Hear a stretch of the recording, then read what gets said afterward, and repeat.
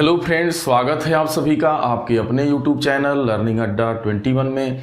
और साथियों, मैं हूं संजय सिंह यादव और आज इस वीडियो में जो हम लोग डिस्कस करने वाले हैं वो जो है आपका प्रतिशतता से जुड़े कुछ महत्वपूर्ण सवालों पे हम लोग इस वीडियो के अंतर्गत डिस्कस करेंगे। साथियों, ये जो क्वेश्चन लिए गए हैं ये बार बार जो है पुनरावृत्त क्वेश्चन है, प्रतियोगी परीक्षाओं में बार बार पूछे गए क्वेश्चन हैं।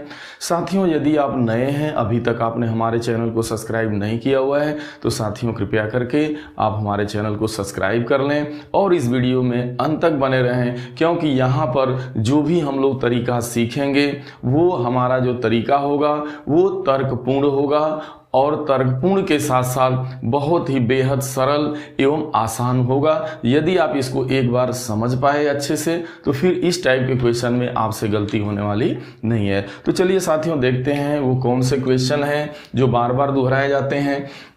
तो यहाँ पर देख रहे हैं कि लिया गया है कि 1 से 70 तक की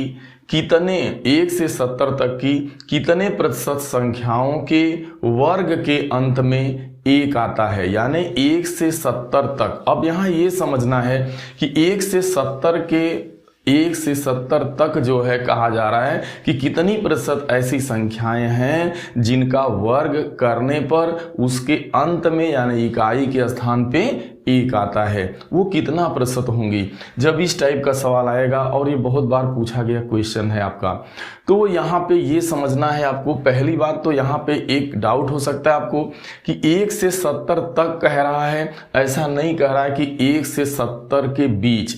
अगर 1 से 70 के बीच की संख्याओं की बात करता तो आप 1 और 70 नहीं लेते, लेकिन यहाँ 1 से 70 तक यानी 1 भी लिया जाएगा और 70 भी लिया जाएगा। तो अब हम ये देखने चलते हैं कि वो कौन कौन से नंबर होंगे। यदि उनका आप वर्ग करिए तो इकाई के स्थान पे आपका 1 आना चाहिए।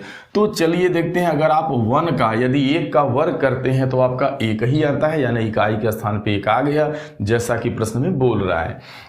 अब आगे बढ़ते हैं आप, तो जैसे अब आप जैसे ही 2 का वर्ग करेंगे, 3 का वर्ग करेंगे, इस तरह से 1 से 10 तक की संख्याओं के बीच में देखेंगे तो आपका 1 और 9 ऐसी 2 संख्याएं हैं जिसका वर्ग करने पर इकाई के स्थान पे आपका क्या आता है, 1 आता है। तो यहाँ जैसे ही आप 9 का, इस बीच में कोई नहीं मिलेगी आपको।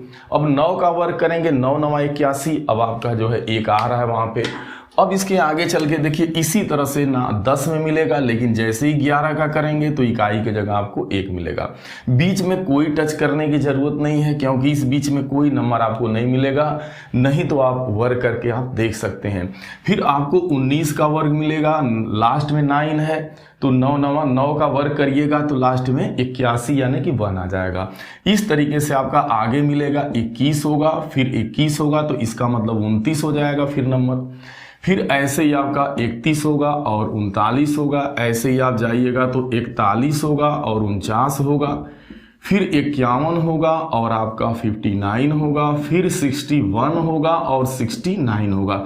चूंकि 70 आपका नहीं आएगा, 70 तक तो हमें लेना था, लेकिन 70 का वर्ग करेंगे तो आपका इकाई की जगह 0 आएगा।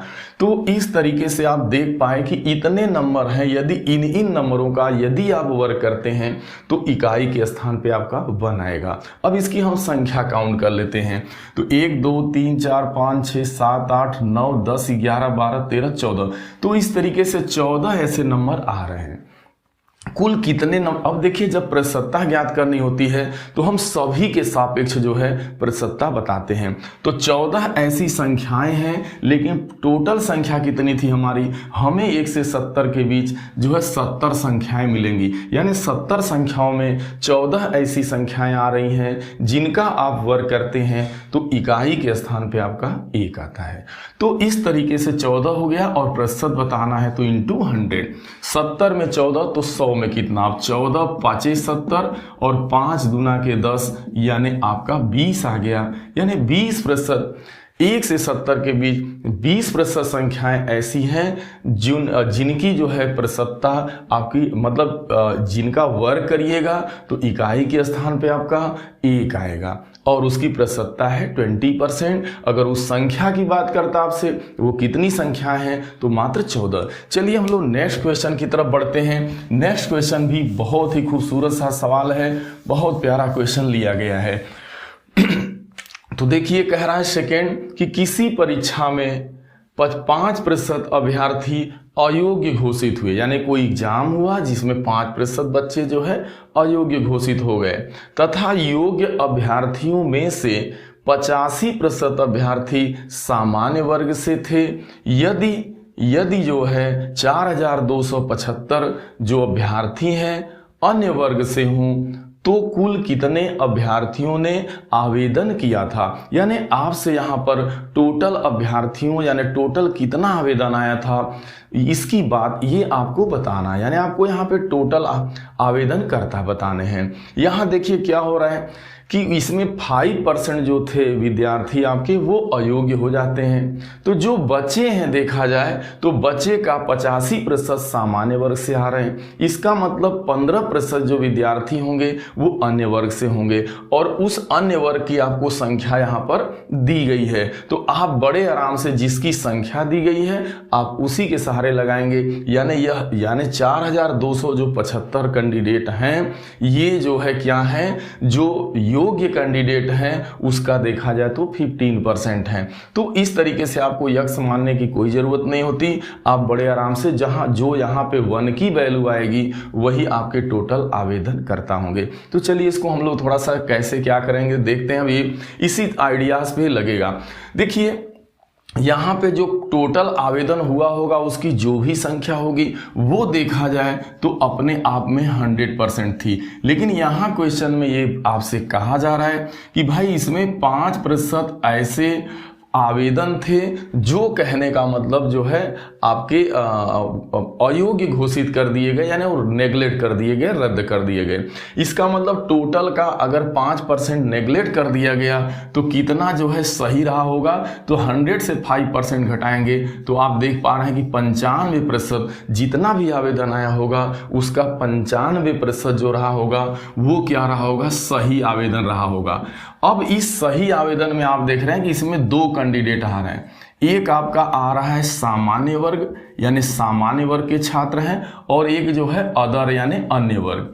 तो हमें यहाँ सामान्य वर्ग की प्रतिशतता दी गई है कि जो भी अब आपके देखिए योग्य अब यहाँ सवाल है कि योग्य अभ्यर्थियों में से 85% सामान्य वर्ग के थे। तो अब यहाँ नहीं जाना आपको, जो योग्य हमारा अगर योग्य देखा जाए तो यहाँ पे मात्र 95% ही आवेदन है और यह आवेदन अपनी प्रतिशतता के हिसाब से देखा जाए, अगर योग्यता के दृष्टिकोण से देखेंगे तो यह भी अपने स्थान पे 100% है यानी 100% है।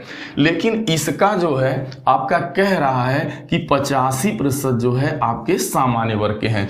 तो इस अगर 100 के यानी इस जो ये संपूर्ण है इसका अगर 85% आपके जो है सामान्य वर्ग के हैं तो इसका मतलब जो 15% हैं वो अन्य वर्ग से होंगे।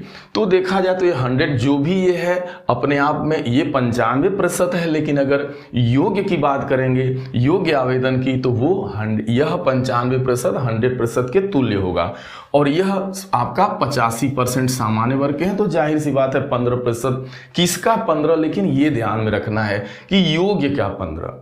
ठीक है, तो अब बात आपको समझ में आ गई। तो योग्य कितने थे 95%, 95% का मतलब 95/100 और ध्यान में रखना है इस योग्य के कितने अन्य वर्ग के हैं कैंडिडेट, तो जो 15% बच रहा है 85 + 15 करिएगा तो 100 आएगा, यानी 95% का जैसे ही आप 15% कर दीजिएगा तो यह मालूम चल जाएगा ये जो संख्या आएगी ये अन्य वर्ग की होगी और यही संख्या आपको प्रश्न में दी गई है कि वो है 4275। मात्र इतना ही आपको काम करना है। तो ये बात आपको अच्छे से समझ में आ गई। तो मात्र आपको देखिए यहाँ पे इतना मैंने इसका वो थोड़ा सा आपका क्लियर करने के लिए इतना मैंने समय लिया, नहीं तो इस क्वेश्चन को आप देखिए भाई 5% जो है आपके अयोग्य हो गए, इसका मतलब 95 जो प्रतिशत हैं वो हमारे सही हैं। अब इस 95% का भी इस 95% में जो हमारा 85% है वो आपके सामान्य वर्ग के हैं। इसका मतलब अगर वो 85% हैं तो अन्य वर्ग के बच्चे 15% होंगे। किसका 15 होंगे? योग्य फार्म का। ठीक है। और यही जो आएगा वो अन्य, अगर इसे हम हल करेंगे तो ये अन्य वर्ग के हमारे छात्र आ जाएंगे। और लेकिन इसकी संख्या दी गई है वो किसके बराबर है, 4275। अब यहाँ एक की वैल्यू निकालनी है तो 4275 गुणे 100 आपका होगा, और यहाँ अपान में 95 इंटू 15। जैसे ही आप 15 से इसको काटिएगा तो ये 285 बार में आपका कटता है। और अब इसे अगर जो है 95 से काटिएगा तो ये 3 बार में कटेगा। कहने का मतलब आपका 100 गुणे 100 गुणे 3 करिएगा तो 30,000 आ गया। यानी जो आवेदनों की संख्या थी, जो टोटल आवेदन हुआ था वो आपका 30,000। यहाँ पे पहला आंसर आपका सही हो रहा है। इस वाले पहले क्वेश्चन में ये 20% था। ठीक है, तो आप समझ चुके होंगे। चलिए हम लोग नेक्स्ट क्वेश्चन पे चलते हैं। तो जो हमारा अगला क्वेश्चन है यह भी बहुत खूबसूरत है। कह रहा है किसी परीक्षा में ए तथा बी क्रमशः अधिकतम अंक का 60% और 30% अंक प्राप्त करते हैं। इन प्राप्तांकों का योग 783 है, यानी इनके प्राप्तांकों का योग 783 है। कहने का मतलब ए और बी जो दोनों अंक पाए हैं उसका दोनों के का योग दिया गया है 783 है। तो बताओ परीक्षा का पूर्णांक कितना है। यहाँ ये समझना बहुत जरूरी है इस क्वेश्चन में कि यहाँ एग्जाम एक है, कैंडिडेट 2 हैं। ऐसा नहीं कि ये अलग परीक्षा में बैठ रहा है, ये अलग परीक्षा में बैठ रहा है, इसका पूर्णांक अलग है, इसका पूर्णांक अलग है। ये डाउट नहीं होना। एग्जाम एक है, इसका मतलब टोटल पूर्णांक एक होगा। एक ही टोटल पूर्णांक में मैक्सिमम मार्क्स में ये 60% और ये 30% पा रहा है। यानी यह पूर्णांक पूरे का यह 60% पा रहा है और यह पूरे का 30% पा रहा है। अगर इन दोनों का देखा जाए, योग कर दिया जाए तो आपका 60% ये ए कैंडिडेट पाया और बी कैंडिडेट, देखिए ए और बी मिल करके कितने नंबर पाए हैं, 783। तो ए और बी का यहाँ मार्क्स दिया गया है तो हम यहाँ इसी से लगाएंगे। 783 का जो मान होगा वो टोटल पूर्णांक का, अब हम यहाँ यक्स नहीं मानेंगे लेकिन फिर भी आप एक बार यक्स मान के देख लीजिए थोड़ा, तब हम आपको देखिए माना पूरा पूर्णांक यक्स है तो यक्स का एक कैंडिडेट 60% पा रहा है और एक बार इसी यक्स का अगला कैंडिडेट 30% पा रहा है और यही आपका 783 है। अब यहाँ दोनों जगह यक्स कॉमन है, आप कॉमन लेंगे तो यहाँ बचेगा 60% और यहाँ बचेगा आपका 30%। दोनों का योग करिएगा तो आपका आएगा 90%, यानी पूर्णांक का 90% 783 है। तो दरअसल यहाँ हो क्या रहा है, हम अब यहाँ तक नहीं, हम यहाँ कुछ भी नहीं करेंगे, हमें ये सब करने की कोई ज़रूरत नहीं है, ना ही यहाँ पे यक्स मानने की ज़रूरत है।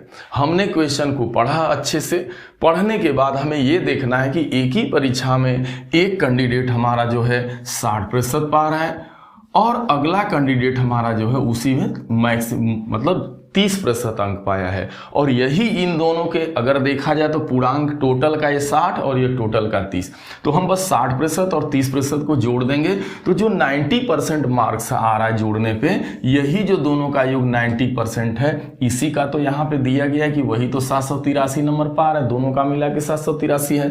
तो 90% का मान 783 के इक्वल होगा। इसका मतलब क्या हुआ, हम यहाँ एक का मान निकाल लेंगे तो हमारा आ जाएगा 90% मतलब 90/100 और ये है 783। ये कट गया आपका 0 0, 9 से काटेंगे 9 8 72 और 9 7 आपका 63। यहाँ 10 है तो आपका एक 0 बढ़ जाए, यानी एक का मान आ गया 870। यानी यहाँ पे एक की वैल्यू निकालनी थी, कुछ नहीं, 90% का मान आपका 783। इसी को हल करिएगा तो एक की वैल्यू आ जाएगी 870। यानी परीक्षा का जो टोटल पूर्णांक था वो 870 था। तो यही आपको करना था। यहाँ पे तीनों आपके जो सवाल थे वो काफ़ी बहुत ही खूबसूरत सवाल था प्रतिशतता का, और ये बार बार रेलवे एग्जाम हो चाहे कोई भी अन्य एग्जाम हो, बार बार ये रिपीट किया हुआ क्वेश्चन है। तो ये आपको मैं आशा ही नहीं पूरी उम्मीद करता हूँ कि ये आपको वीडियो जिस तरीके से मैं जो है समझाने का प्रयास किया ज़रूर समझ में आया होगा।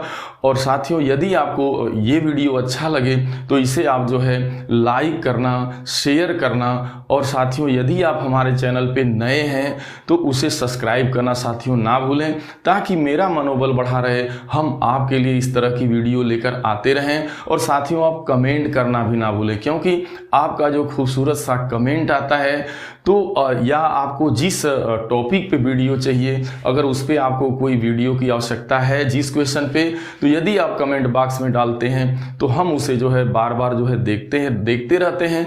तो उस टॉपिक पे यानी उस क्वेश्चन को उस क्वेश्चन पे हम वीडियो बनाने का काम करेंगे। तो साथियों आप सभी को बहुत बहुत धन्यवाद।